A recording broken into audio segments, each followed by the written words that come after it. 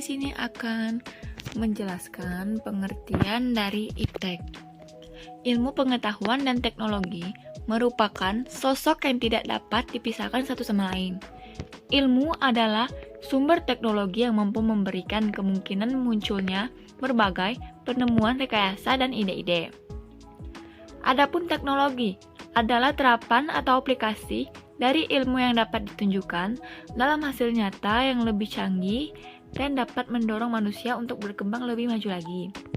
Sebagai umat Islam, kita harus menyadari bahwa dasar-dasar filosofis untuk mengembangkan ilmu dan teknologi itu bisa dikaji dan digali dalam Al-Quran. Sebab kitab suci ini banyak mengupas keterangan mengenai ilmu pengetahuan dan teknologi. Adapun integrasi iman, ilmu, dan amal. Dalam pandangan Islam, antara agama, ilmu pengetahuan, teknologi, dan seni terdapat hubungan yang harmonis dan dinamis yang terintegrasi ke dalam suatu yang disebut dinul Islam. Di antaranya terkandung 3 unsur pokok, yaitu kaidah, syariah, dan akhlak.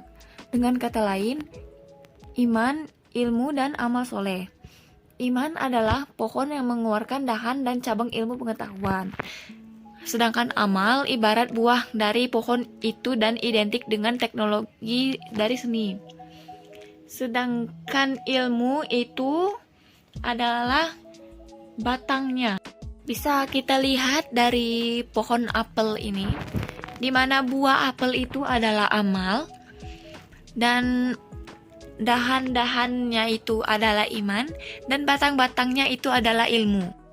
Islam dalam agama wahyu yang mengatur sistem kehidupan yang paripurna. Keparipurnaannya terletak pada 3 aspek, yaitu aspek akidah, ibadah, dan akhlak.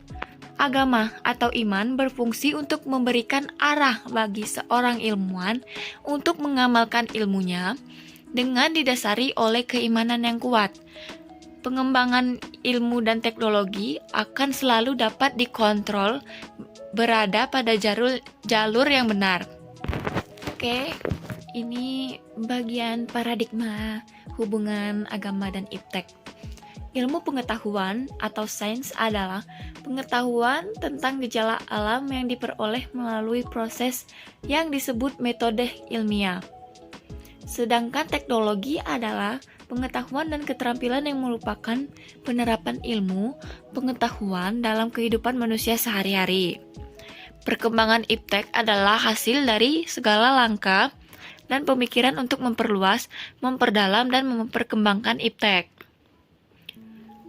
Agama yang dimaksud di sini adalah agama Islam, yaitu agama yang diturunkan Allah Subhanahu wa taala kepada Nabi Muhammad SAW untuk mengatur hubungan manusia dengan penciptanya, hubungan manusia dengan dirinya sendiri, dan hubungan manusia dengan manusia lainnya. Secara garis besar, berdasarkan tinjauan ideologi yang mendasari hubungan keduanya, terdapat 3 jenis paradigma. Pertama, paradigma sekuler, yaitu paradigma yang memandang agama dan iptek adalah terpisah atau satu sama lain. Yang kedua, paradigma sosialis, yaitu paradigma dari ideologi sosialisme yang menaifkan keeksistensi agama sama sekali. Ketiga, paradigma Islam, yaitu paradigma yang memandang bahwa agama adalah dasar dan pengatur kehidupan, akidah Islam yang menjadi basis dari segala ilmu pengetahuan. Paradigma ini memerintahkan manusia untuk membangun segala pemikirannya berdasarkan akidah Islam, bukan lepas dari akidah itu. Ini kita bisa pahami dari ayat-ayat yang pertama kali turun. Iqra' bismi rabbikal ladzi khalaq. Itulah paradigma yang dibawa Rasulullah SAW yang meletakkan akidah Islam yang berasas La ilaha illallah Muhammad Rasulullah. Sebagai asas ilmu pengetahuan, beliau mengajak memeluk akidah Islam lebih dahulu. Lalu setelah itu menjadikan akidah tersebut sebagai pondasi dan standar bagi berbagai pengetahuan. Itulah hasil prestasi cemerlang dari paradigma Islam yang dapat masa kejayaan iptek dunia Islam pada tahun 700 sampai 1400 Masehi.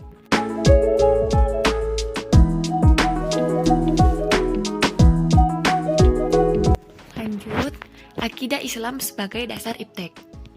Inilah peran pertama yang dimainkan Islam dalam iptek, yaitu akidah Islam harus dijadikan basis segala konsep dan aplikasi iptek.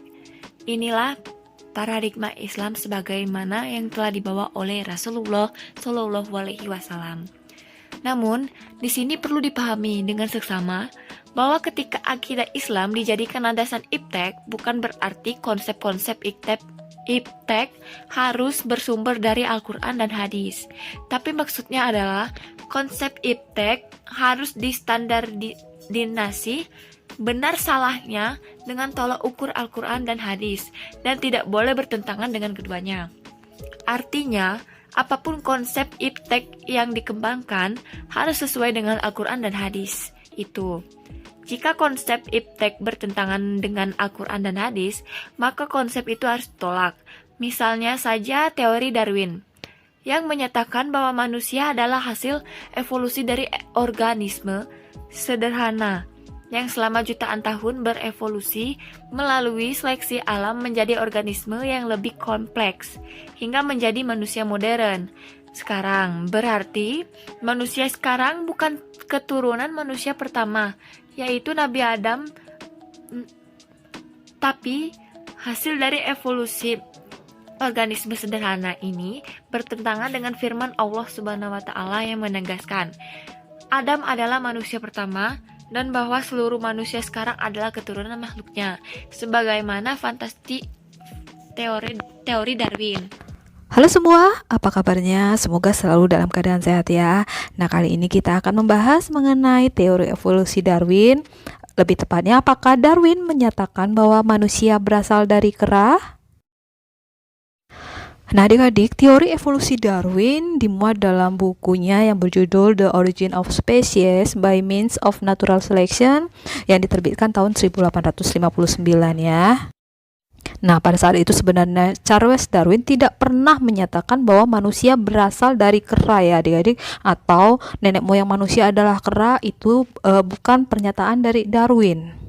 Nah, sebenarnya Darwin hanya menyatakan bahwa semua makhluk hidup di bumi berasal dari nenek moyang yang sama ya, jadi termasuk manusia, di mana dalam suatu waktu terjadilah percabangan spesies yang terjadi akibat beberapa faktor, yakni seleksi alam, kemudian faktor lingkungan itu sendiri ya adik-adik ya.